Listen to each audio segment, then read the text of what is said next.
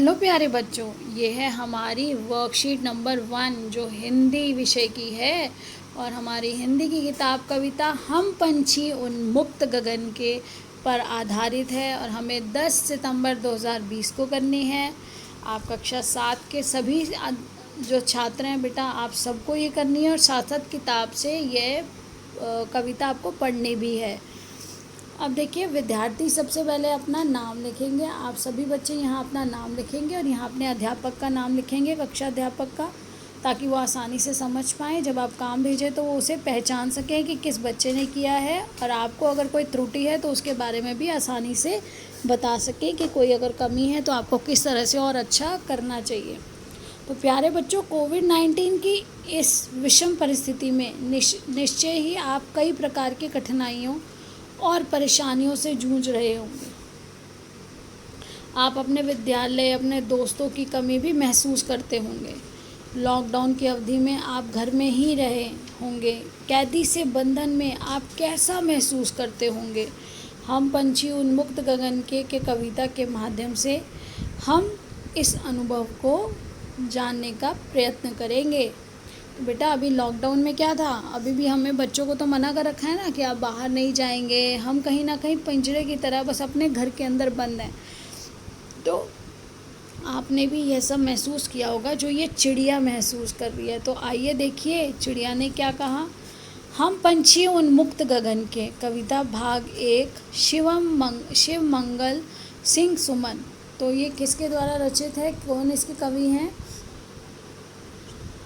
शिव मंगल सिंह सुमन। हम पंछी उन्मुक्त गगन के, पिंजर बंद ना गा पाएंगे। कनक तीलियों से टकराकर पुलकित पंख टूट जाएंगे। हम बहता जल पीने वाले मर जाएंगे भूखे प्यासे। कहीं भली है कटुक निबोरी कनक कटोरी की मैदा से। तो बेटा, यहाँ पे उन्मुक्त का मतलब क्या है? बंधनों से मुक्त। खुला हुआ आसमान मिलता है उनको। हम सब पक्षी खुले हम आसमान में उड़ने वाले हैं, उसे इंजॉय करते हैं। हमें पिंजरे में बंद, पिंजरे में बंद रहना अच्छा नहीं लगता। और कनक की जो आपको यहाँ कहा गया है, तो पिंजरे की जो सलाखें हैं, जो मेटल की बेटा रॉड्स होती हैं, वो अगर सोने की भी हों तो भी पक्षी उसमें रहना नहीं चाहता, कोई भी उसमें रहना नहीं चाहता। पुलकित, खुशी या हर्ष से प्रफुल्लित, यानी कि बहुत खुश होना। कटुक, कड़वा। और निबोरी क्या होता है बेटा? नीम का फल। तो अगर वो अपने पिंजरे में, सोने के पिंजरे में बंद है और सोने की कटोरी में उनको अगर मैदा यानी कि खाना भी मिल रहा है, तो वो खाना उस निबोरी से, जो उन्हें आज़ाद रहने पर कड़वी निबोरी खानी होती थी, वो निबोरी उस परतंत्रता से, उस गुलामी से, उसके अंदर बंद रहने से, पिंजर में बंद रहने से अच्छा है कि वो आज़ाद रहें, चाहे उन्हें निबोरी ही क्यों ना, यानी कि कड़वा फल जो नीम का है उसको ही क्यों ना खाना पड़े। अब देखिए, इसका भावार्थ जो है, जो इसका अर्थ है वो क्या है। चिड़िया कहती है हम खुले आसमान के पक्षी हैं, पिंजरे में बंद होकर हम नहीं गा पाएंगे। तो देखिए, चिड़िया ने कहा कि हम पिंजरे में बंद होकर गा नहीं पाएंगे। पिंजरे की इन तीलियों, भले ही वह सोने का ही क्यों ना हो, इनसे टकराकर हमारे पंख टूट जाएंगे। हम नदियों का बहता जल पीने वाले, हम नदियों का बहता जल पीते हैं।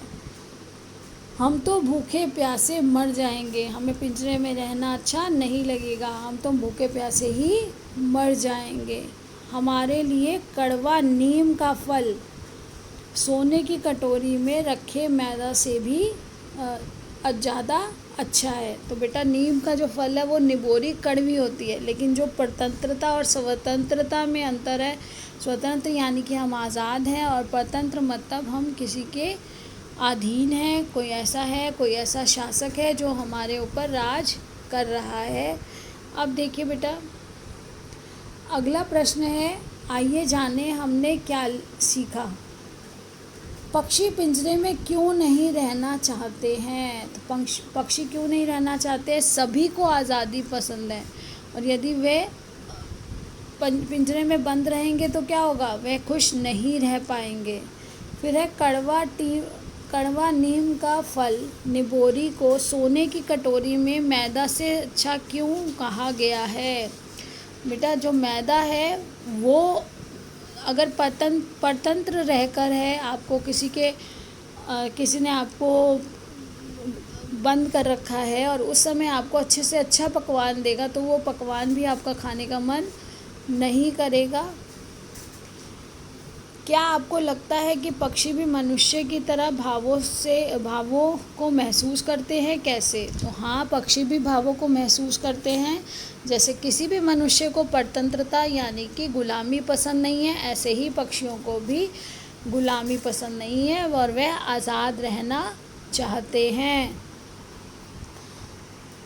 आपने बहुत सारे पक्षियों को देखा होगा, उनकी एक सूची बनाइए। कौन सा पक्षी आपको सबसे अच्छा लगता है और उसके बारे में अधिक से अधिक जानकारी एकत्रित करें। तो बेटा ये देखिए, ये तो आपके पहले आंसर्स हैं कि पक्षी खुले आसमान में, पहले प्रश्न का उत्तर है पक्षी खुले आसमान में उड़ते हैं, उनके पिंजरे में बंद होकर रहना उन्हें पसंद नहीं है, उन्हें बंद होकर रहना पसंद नहीं है पिंजरे में।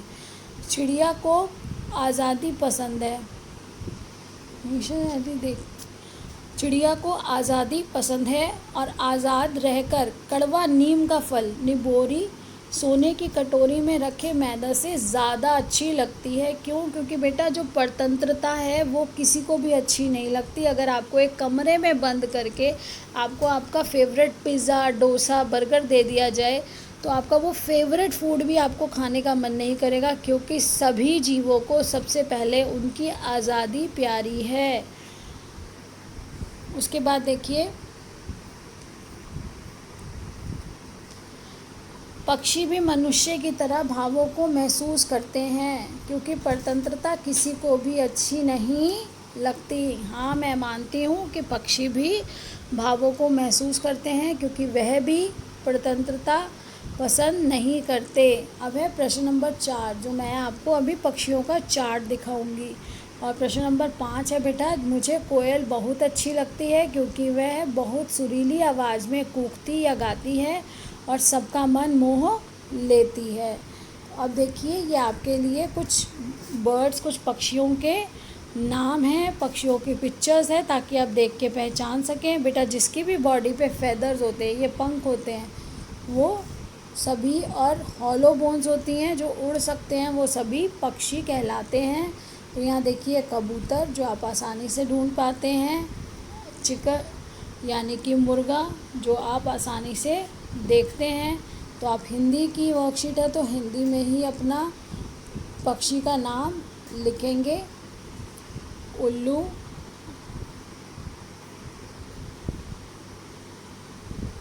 अब यहाँ देखिए बेटा मोर,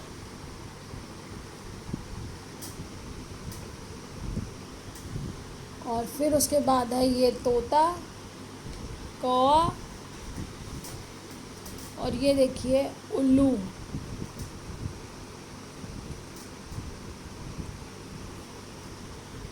इस तरह से आपने सभी पक्षी देख लिए। अब आपको जो सबसे अच्छा पक्षी लगता है, तो देखिए बेटा ये है तोता, और ये है कौवा, बतख, फिर है हंस जिसको आप स्वैन भी बोलते हैं। तो इस तरह से कुछ पक्षी मैंने आपको दिखाए, उनके चित्रों के साथ उनकी स्पेलिंग्स आप ध्यान से उतारेंगे, और जो पक्षी आपको सबसे अच्छा लगता है उसका नाम लिखेंगे कि ये पक्षी मुझे सबसे अच्छा लगता है और क्यों। मुझे मोर अच्छा लगता है, सबसे अच्छा लगता है, तो क्यों अच्छा लगता है, तो वो आपको वहाँ लिखना पड़ेगा, क्योंकि वो बहुत ज़्यादा कलरफुल है, बहुत अट्रैक्टिव है, तो मुझे अच्छा लगता है। तो आपको ये सारी चीज़ें आके वहाँ क्लियर करनी पड़ेगी। I hope everything is clear. आशा करती हूँ सभी बच्चों को अच्छे से समझ आ गई। हंसते रहिए, मुस्कुराते रहिए और सीखते रहिए। धन्यवाद।